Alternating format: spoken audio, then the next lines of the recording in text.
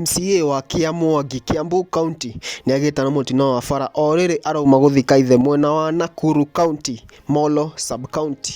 Nimetina Holy J. Subscribe to Holy J.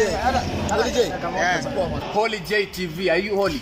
Hello guys, and welcome back to Holy J TV. Of course, it's your boy Holy J, your number one infotainment news plug. Na manze, kama uja subscribe kwa hii channel, kindly consider doing that because great content is coming, and thank you so much manze. Ile support mnaendelea kunionyesha as usual. I salute you guys. Sasa kuna hii story. Some days ago, Fafa wa Kongo Smart orianiwe MCA wa Kiambu ward Kiambu County ni arahurukire na ira korari mathiko kuri mwena wa Molo Nakuru County. Na riria Kongo Smart arashokaga Kiambu aliweza kupata accident pale hivyo yenye inaonekana it was a greasy accident kwa sababu amepigwa nyuma design nyingine mbaya sana, na akapiga zile mapicha na akapost pale mtandaoni na akasema what exactly happened. In a post yenye aliweka pale mtandaoni, this is what he said happened in that accident. If God is for us, who can be against us? Lord, let justice prevail. This is after I arrived from Molo sub-county to bury my father. The driver who hit me is well known by my good friend and has been moved from the scene by my friend's vehicle. More details will follow in the morning. Na hapo hivyo tunaona ametag Muigai wa Njoroge. Now tutiro turamenya Muigai wa Njoroge mentioneto hauniki, but as soon as tunapata hiyo information tutaweza kuwajulisha.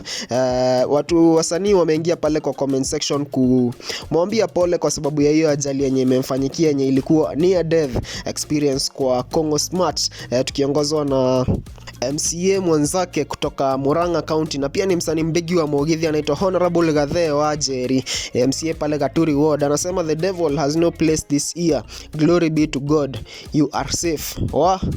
DJ Fatso pia alikuwa concerned pale hivyo, alienda akamuuliza we bro mko safe, na Kongo Smart akaconfirm akasema wako fiti. 90k kam. So pia ni msanii wa Mogithi pia pale hivyo ameenda akamwambia pole sana, na pia sisi kama team Holy J tunamwambia Kongo Smart pole sana. Hii story we thank God that you are still alive na hakuna mtu aliumia kwa hiyo accident. Hiyo nyingine yote tunaachia God pale hivyo. Tuendelee hapo hivyo kumwambia pole kwa sababu ya hii ajali yenye imemfanyikia just the day yenye ametoka kuzika baba yake pale hivyo Nakuru County. Tuendelee kumwambia pale hivyo, tuendelee kusubscribe, like, share, comment, tunaendelea kusonga vizuri. In the meantime, it's been your boy Holy J and adios. I'm gonna see you guys in the next video.